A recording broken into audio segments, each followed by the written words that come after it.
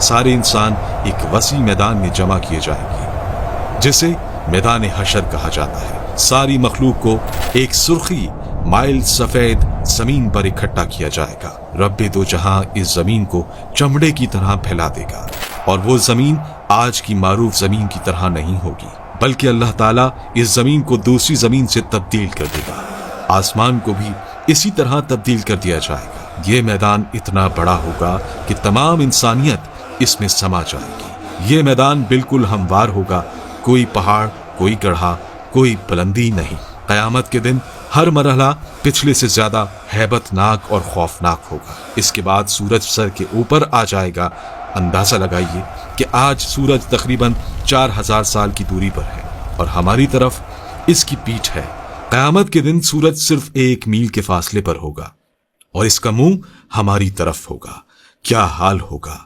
हमारे भेजे गर्मी की शिद्दत से खौल रहे होंगे और इतना पसीना बहेगा कि 70 गज जमीन में जज्ब हो जाएगा। फिर जो पसीना जमीन ना पी सकेगी वो ऊपर की तरफ आएगी। वो पसीना किसी के टखनों तक होगा तो किसी के घुटनों तक पहुंच जाएगा। कोई कमर तक इसमें गर्क होगा तो कोई सीने तक इसमें तैर रहा होगा। कुछ तो ऐसे भी होंगे कि उनके गले तक पहुंच चुका होगा और काफिर के तो मुंह तक चढ़कर लगाम की तरह इसे जकड़ लेगा, जिसमें वो डुबकियां खाएगा। ये सब कुछ डिपेंड करेगा हमारे अमाल पर। अब लोगों के साथ उनके अमाल के हिसाब से मामला किया जाएगा। सजा या जजा अमाल को देखकर दी जाएगी।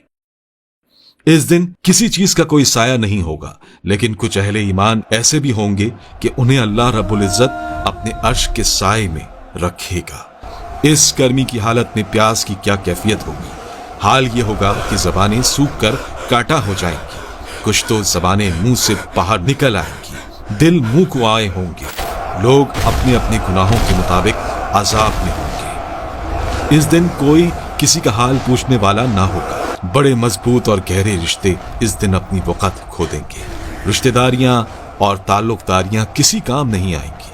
यहाँ तक कि सगे रिश्तेदार जो दुनिया में एक दूसरे को देखकर जीते थे, इस दिन एक दूसरे से जान छुड़ाएंगे।